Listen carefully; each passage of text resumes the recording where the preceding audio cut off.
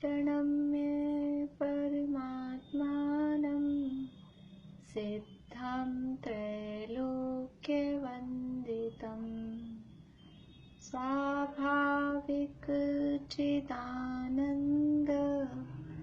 स्वरूपं निर्मलाव्ययम् शुद्धजीवादिद्रव्याणां देशिकं च जिनेश्वरम् द्रव्यसङ्ग्रहसूत्राणां वृत्तिं वक्ष्ये समासतः जीवमजीवमदव्यं जिणवरवसहेण जेणनेतीर्थं देविन्दविन्दवन्दं वन्दे तं सर्वदा शिरसा कहे जीव अजीव जिनवर वृषभनि लोक में वे वंद्य सुरपति वृंद से वंदन करूं कर जोड़ में व्यवहारा सुह दुःखं पुग्गलकम् अपफलं पभुञ्जेति आदानिच्चरणदो चेदन भावं खुआदस। ठीक है, बढ़िया। मैं ये गाथा बोल रही हूँ वापस से दोनों, और फिर कल जिन्होंने नहीं बोला था वो आज बोलेंगे कुछ लोग, है ना। मैं बोलती हूँ एक बार। परिणामी जीव मुत्तम सपदेशम एयखेत किरियाय नित्यं कारण कत्ता सवगदमिदरम्यप वेसे दुन्नियेयं एयं पंचत्तिय एय दुन्नि चौरोय पंचयेयं एयं एदेशं एय उत्तरं नेयम। हाँ, मनोरमा आंटी हाँ, देखिए अर्थ और देख लीजिए एक बार।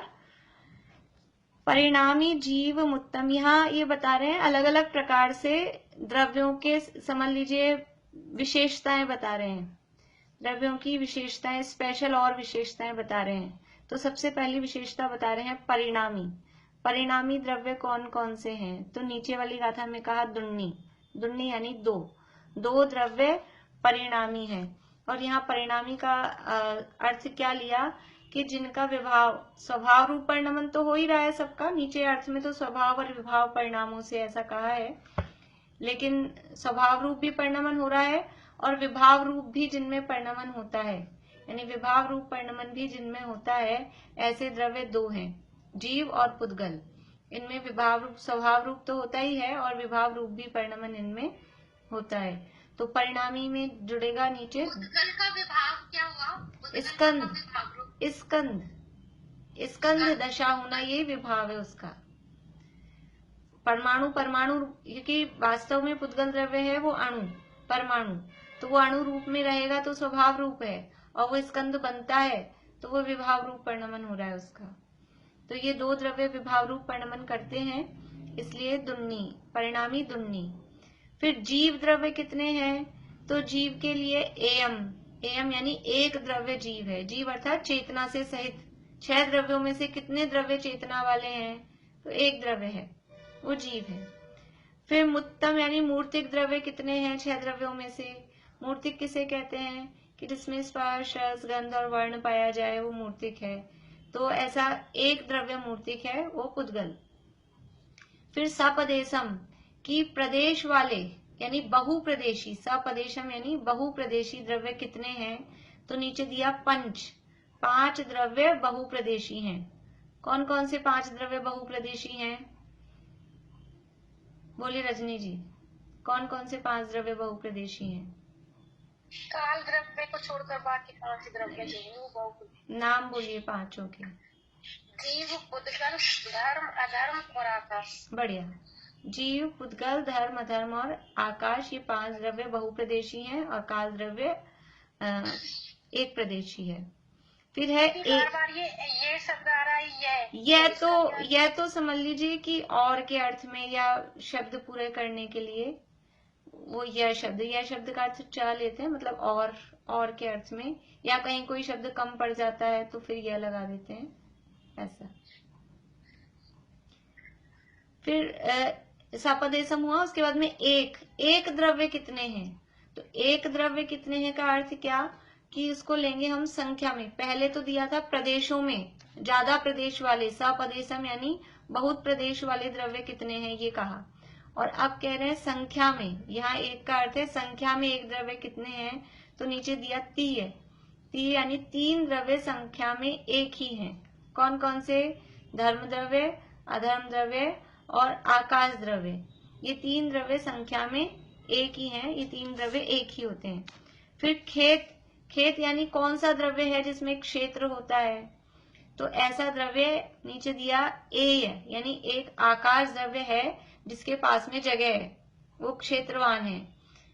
उसके पास में क्या बोले, जमीन है, जिसके पास में जमीन मतलब जगह है, तो जगह वाला द्रव्य एक आकाश है। हम अपने को अभी गुरुदेव के प्रवचन में देखें ना, तो गुरुदेव क्या है, अपने को जमीन वाला मानता है, अपने को जगह वाला, मकान वाला, ये सब आकाश का समझ लीजिए धन है ये, जिसको हम अपना धन मान रहे हैं, पराये धन को अपना धन मान रहे हैं। ये जगह है, ये आकाश का काम है, और बाकी जो बनी हुई चीजें तो पुद्गलिक दिखती ही हैं, लेकिन हमने इनको अपनी जगह दे दी, हमने मंदिर के लिए जगह दे दी। ये जगह ये तुम्हारी है ही नहीं, वो आकाश का है। तो क्षेत्र वाला द्रव्य है एक। क्रियावान द्रव्य कितने हैं, तो यहाँ क्रिया का अर्थ क्या लिया है, क्रिया का अर्थ लिया है क्षेत्र से क्षेत्रांतर रूप, एक जगह से दूसरी जगह गमन करने रूप। परिस्पंद रूप का अर्थ भी वही है, क्षेत्रांतर रूप जो क्रिया है वो भी 2 द्रव्यों में होती है। दुन्नी दिया नीचे, 2 द्रव्यों में ऐसी क्रिया होती है। और क्रिया का अर्थ दूसरा क्रियावती शक्ति, ये क्रियावती शक्ति उसका अर्थ भी यही है, क्षेत्र से क्षेत्रांतर रूप जो क्रिया है उसका नाम क्रिया कहा, उसे को क्रियावती शक्ति कहा। अदरवाइज क्रिया तो सभी द्रव्यों में हो रही है। अगर क्रिया का अर्थ यहाँ अकेला परिणमन नहीं लेना, क्योंकि परिणमन तो हर समय हर द्रव्य में हो ही रहा है। तो यहाँ क्रिया का अर्थ है कि परिस्पंद रूप क्रिया, अर्थात जैसे ये हाथ वगैरह हिलाना, ये जो है ये परिस्पंद रूप क्रिया है, या क्षेत्र से क्षेत्रांतर रूप जो क्रिया है उसका अर्थ यहाँ क्रिया दिया है। तो क्रिया वाले द्रव्य 2 हैं, जीव और पुद्गल। फिर आगे नीचे पहली गाथा में नीचे वाला शब्द है नित्यम, नित्य द्रव्य कितने हैं, तो दूसरी गाथा में ऊपर ही है इसके लिए चौरो, नित्य द्रव्य 4 हैं।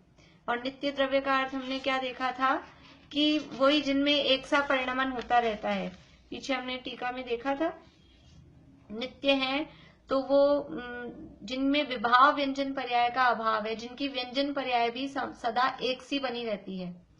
अर्थ पर्यायों में परिणमन तो होता है, लेकिन व्यंजन पर्याय जिनकी सदा एक सी बनी रहती है, ऐसा मोटा फर्क उनमें दिखाई नहीं देता है, तो वो द्रव्य कहलाते हैं नित्य। और नित्य द्रव्य चौरो यानी 4 हैं। कौन कौन से 4 हैं? धर्म, अधर्म, आकाश और काल, ये 4 द्रव्य नित्य हैं। और जीव और पुद्गल को इसकी अपेक्षा से कहा अनित्य है। अनित्य है का मतलब कि इनमें व्यंजन पर्याय, विभाव व्यंजन पर्याय इनमें होती रहती हैं, इसलिए इनको अनित्य कहा। फिर कारण द्रव्य कितने हैं, तो कारण के लिए कहा दूसरी गाथा में पहला शब्द है पंच, 5 द्रव्य कारण है। कारण है अर्थात जीव अथवा पुद्गल को किसी रूप में निमित्त होते हैं। कारण का अर्थ है यहाँ पे निमित्त। तो पुद्गल द्रव्य जीव को निमित्त होता है, धर्म द्रव्य जीव पुद्गल दोनों को निमित्त होता है, अधर्म द्रव्य जीव पुद्गल दोनों को निमित्त होता है, और आकाश द्रव्य 5 द्रव्यों को निमित्त होता है, और काल द्रव्य भी 5 द्रव्यों को निमित्त होता है। तो इस तरह से 5 द्रव्य हैं वो कारण हैं। जीव द्रव्य ऐसा पुद्गल, धर्म, अधर्म, आकाश, काल के लिए किसी रूप में ऐसे निमित्त नहीं होता है। जीव परस्पर में एक दूसरे के लिए निमित्त होते हैं, लेकिन वो क्योंकि जीव सेम द्रव्य हुए, इसलिए उनको यहाँ कारण में नहीं गिना। तो कारण में केवल 5 द्रव्य कहे जीव को छोड़कर 5। कर्ता, कर्ता अर्थात कर्ता द्रव्य कितने हैं, तो कर्ता के लिए कहा एयम, एक जीव द्रव्य है वो कर्ता है। और कर्ता का अर्थ क्या दिया कि अपने शुभ अशुभ और शुद्ध परिणामों का वो कर्ता होता है, इसलिए उसको जीव को कर्ता कहा। बाकी सभी द्रव्य अपने अपने परिणमन के कर्ता तो सभी द्रव्य हैं, लेकिन ये शुभ अशुभ शुद्ध रूप जो भाव है वो जीव में होते हैं और उन भावों का कर्ता जीव स्वयं है, इसलिए यहाँ कर्ता में एक द्रव्य दिया जीव। इसके बाद में सव्वगत, सव्वगत यानी सर्वगत, जो सब जगह रहे ऐसा द्रव्य कौन सा है, तो उसके लिए भी आगे आया एयम। एयम यानी एक द्रव्य सर्वगत है। कौन सा द्रव्य है जो सर्वगत है, वो एक आकाश द्रव्य, बाकी सभी द्रव्य सर्वगत नहीं है। ये सामान्य अपेक्षा यहाँ, क्योंकि उन्होंने एक संख्या दी है। एक का मतलब क्या हुआ, मतलब काल नहीं आएगा, हमेशा ही रहता है ना काल।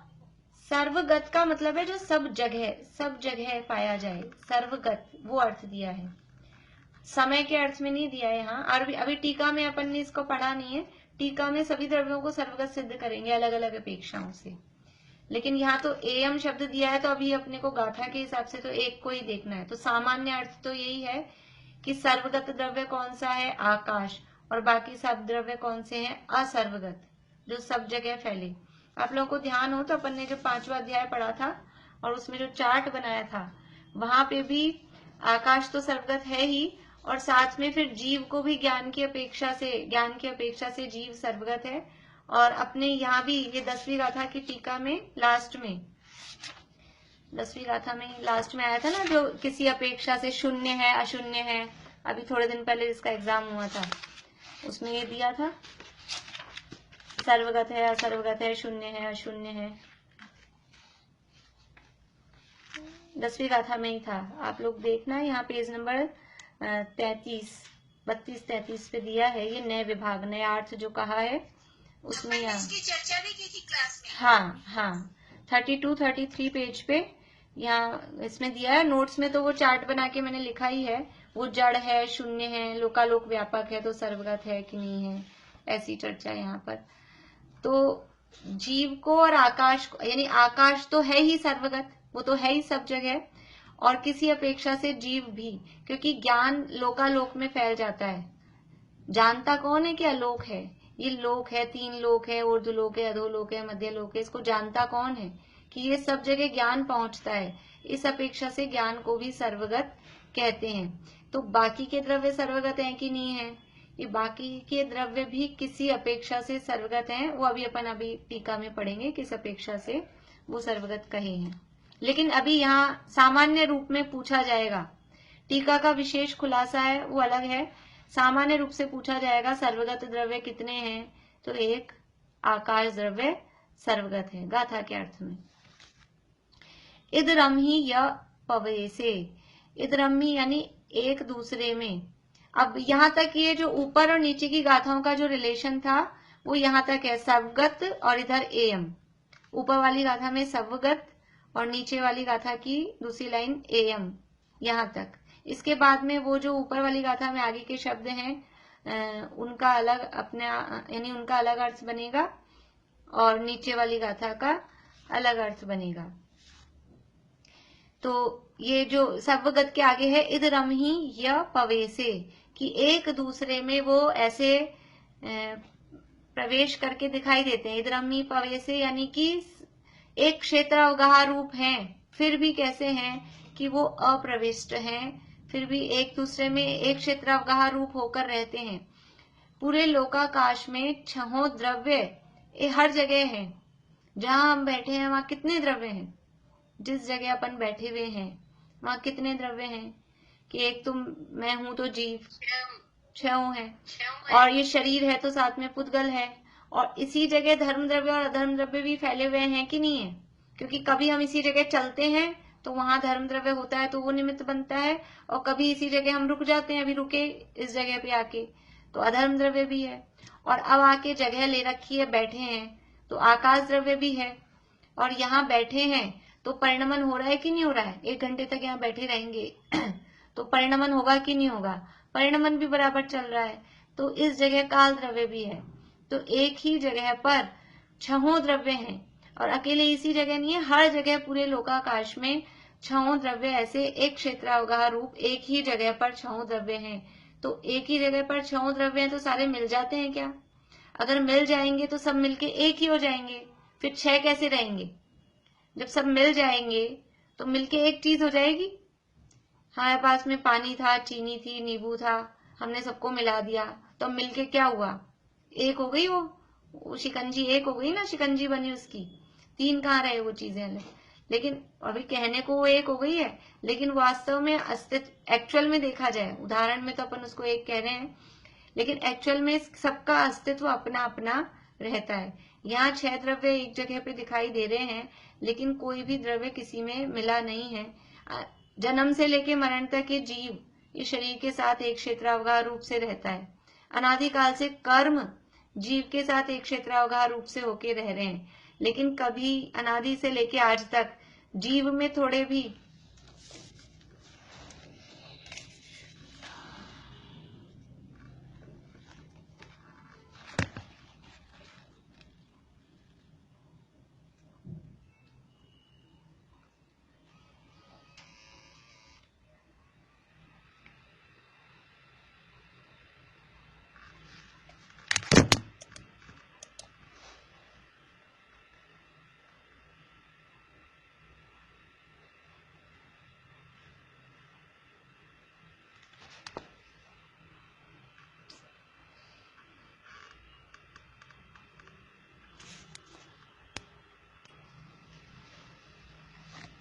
तो ये सभी द्रव्य एक क्षेत्रावगाह रूप होकर रहते हैं, लेकिन फिर भी एक दूसरे में प्रवेश नहीं करते।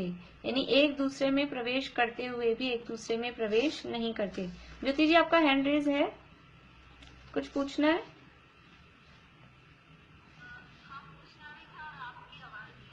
अब आ गई? हाँ, एक ही बात है। सर्वव्यापक का मतलब सब में, सब जगह फैला हुआ है, और सर्वगत का मतलब भी सब जगह जो गया हुआ है, फैला हुआ है, एक ही अर्थ है।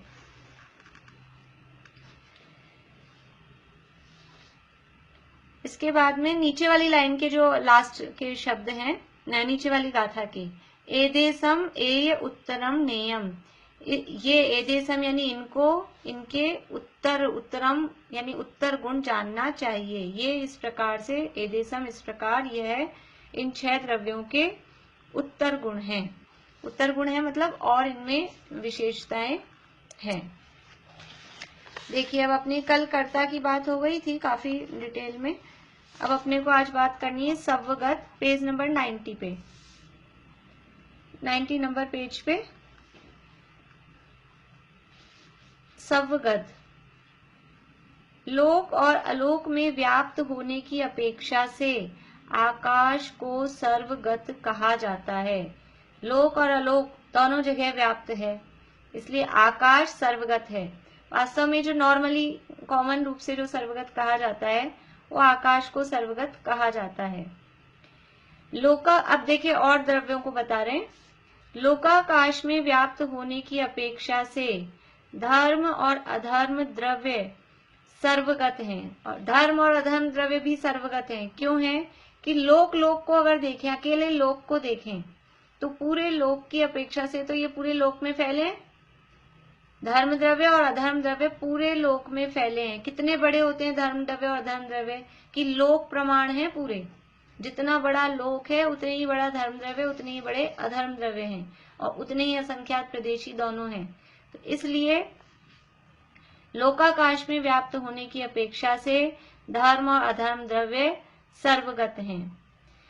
जीव द्रव्य एक जीव की अपेक्षा से लोक पूरण नामक समुद्घात की अवस्था के अतिरिक्त असर्वगत है। यानी एक जीव को देखेंगे तो एक जीव, अगर लोक पूर्ण समुद्घात कब होता है, कहाँ होता है?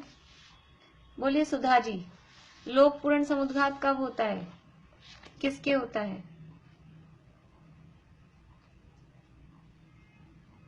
सुधा जी,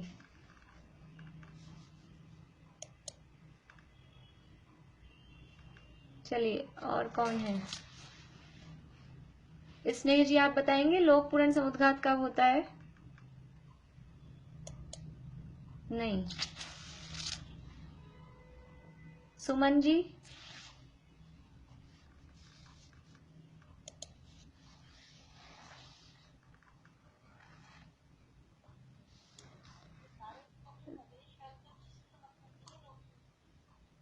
रजनी जी बोलिए, लोक पूर्ण समुद्घात कब होता है?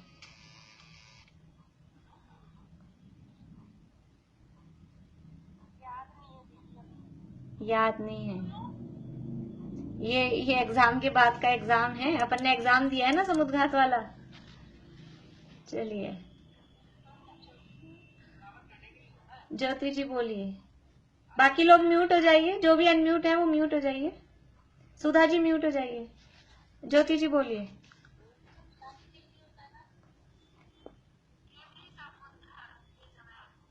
हाँ हाँ, केवली समुद्घात में जो चौथा स्टेप है वो लोक पूर्ण समुद्घात है। बढ़िया बढ़िया बढ़िया। केवली समुद्घात जब होता है केवली भगवान के, और उस समय कुछ लोग अनम्यूट हैं, आप लोग म्यूट हो जाइए अपने आप ही।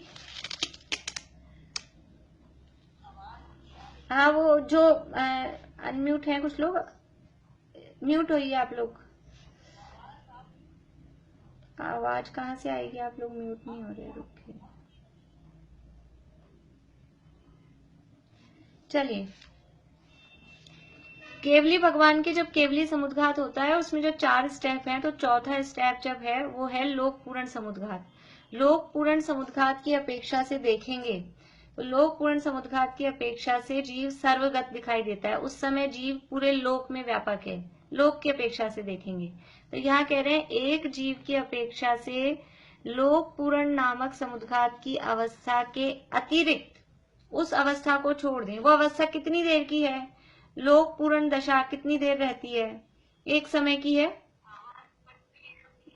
वो कर रही हूं मैं चालू, वो बंद हो गया था लैपटॉप, अभी कर रही हूँ चालू।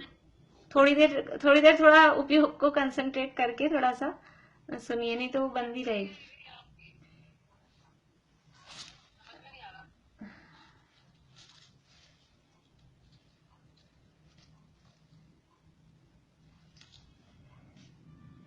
देखिए अभी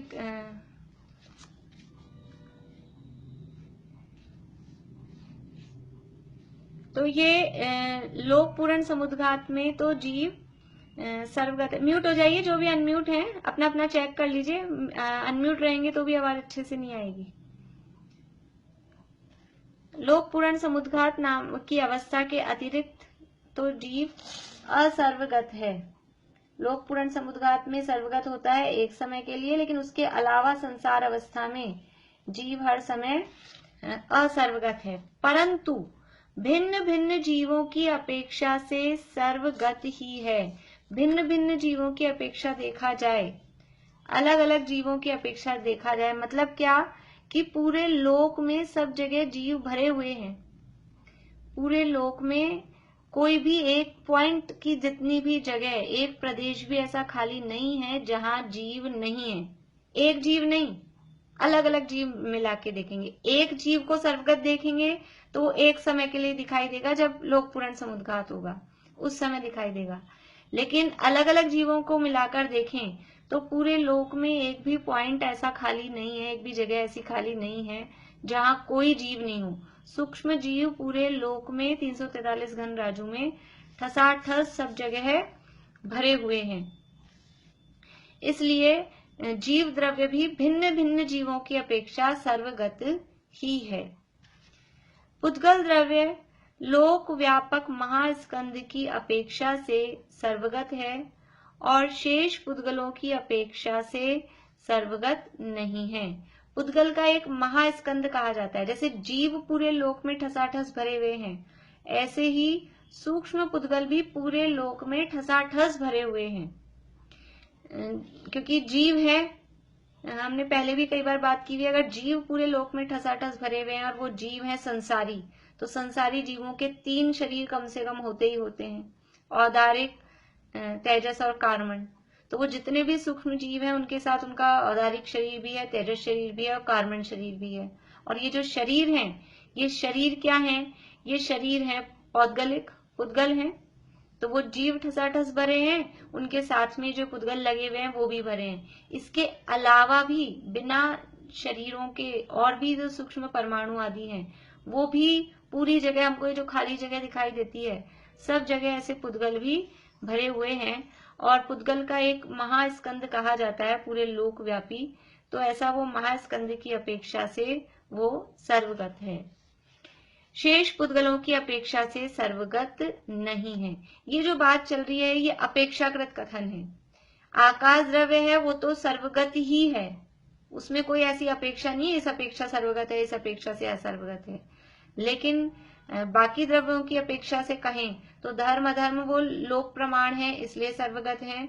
जीव द्रव्य हैं, अलग अलग जीवों की अपेक्षा से देखेंगे तो सभी पूरे लोक में सभी जीव भरे हुए हैं, इस अपेक्षा से सर्वगत हैं। या एक जीव केवली समुद्घात के समय पे वो सर्वगत होता है लोक पूर्ण समुद्घात में। और पुद्गल द्रव्य भी इसी तरह से लोकव्यापी महास्कंद की अपेक्षा से सर्वगत हैं, शेष पुद्गलों की अपेक्षा से सर्वगत नहीं है।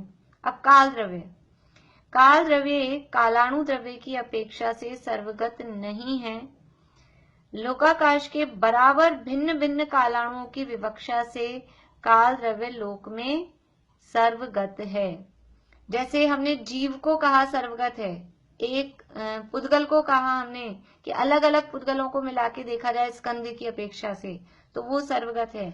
ऐसे ही एक कालाणु तो पूरे लोक में व्यापक नहीं है, लेकिन जो बाकी सारे जितने भी कालाणु हैं, असंख्यात कालाणु, वो पूरे लोक में ठसाठस भरे हुए हैं। तो समस्त कालाणुओं की अपेक्षा से देखा जाए, भिन्न भिन्न कालाणुओं की अपेक्षा से काल द्रव्य लोक में सर्वगत है। इस प्रकार से ये सर्वगत की अपेक्षा हुई।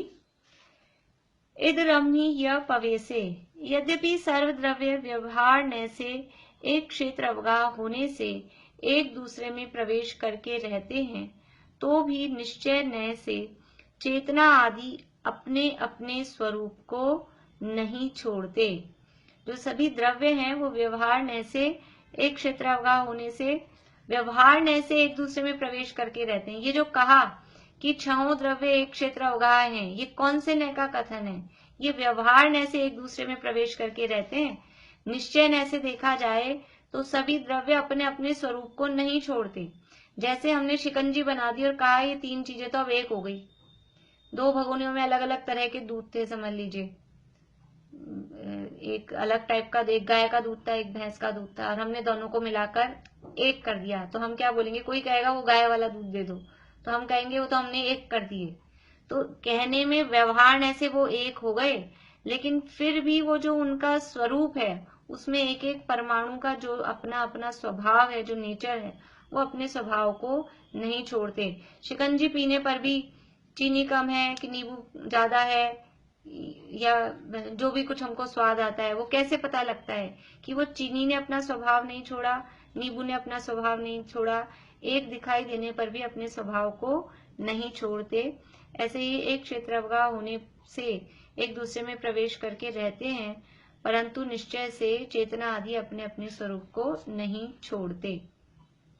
सारांश यह है कि इन 6 द्रव्यों में वीतराग, चिदानंद, एक आदि गुण स्वभावी और शुभाशुभ मन, वचन और काया के व्यापार रहित निज शुद्धात्म द्रव्य ही उपादेय है। सारांश क्या बताते हैं? सारांश कुछ भी पढ़ा दें, 6 द्रव्यों के अलग अलग भेद प्रभेद पढ़ा दें, अलग अलग अपेक्षाएं पढ़ा दें, सारांश में यानी तात्पर्य या भावार्थ में क्या देखना है कि हमको उपादेय क्या है, हे क्या है। भावार्थ यही होगा कि हे उपादेय का ज्ञान करना। तो सारांश क्या है कि इन 6 द्रव्यों में वीतराग, चिदानंद, एक आदि गुण स्वभावी और शुभाशुभ मन, वचन, काया के व्यापार रहित निज शुद्धात्म द्रव्य ही उपादेय है। और अपने शुद्धात्म स्वरूप को छोड़कर शेष तत्व सब क्या है, शेष द्रव्य सब क्या है?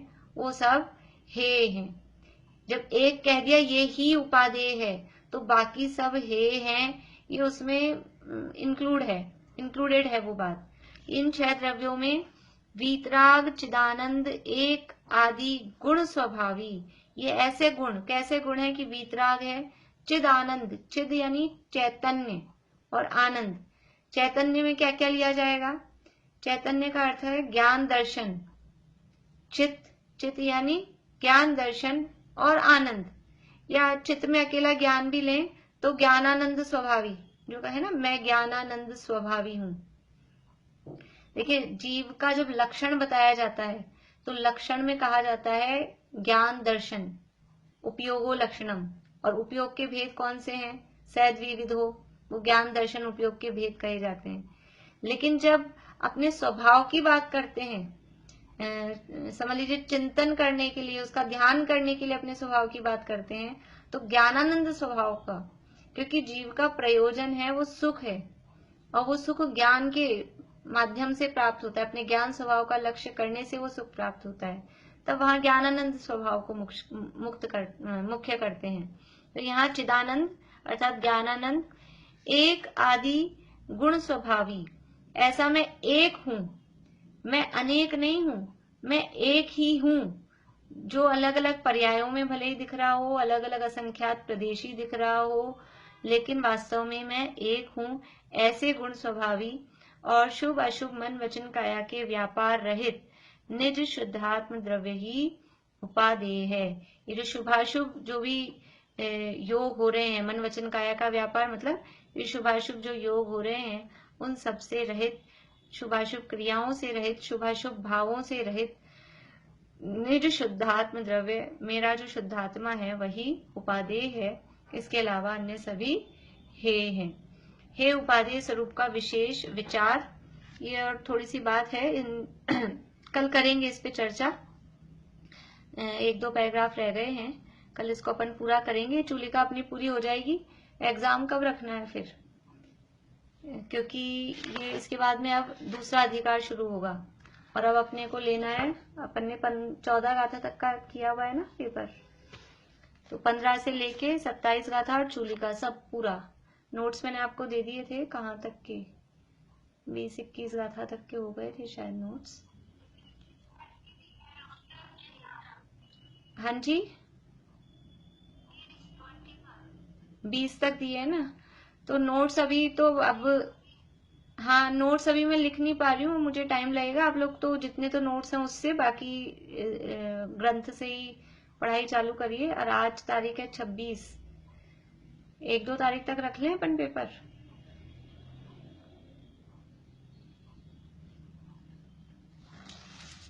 क्या है, सब चुप हैं?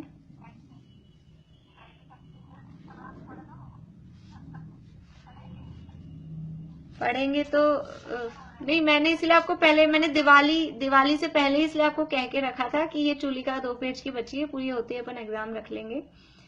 लेकिन ठीक है, तो 4-5 तारीख तक रख लें।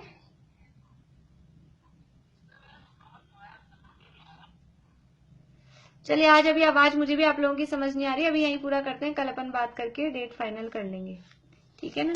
अभी यहीं पूरा करते हैं और फिर चालू करते हैं दूसरी।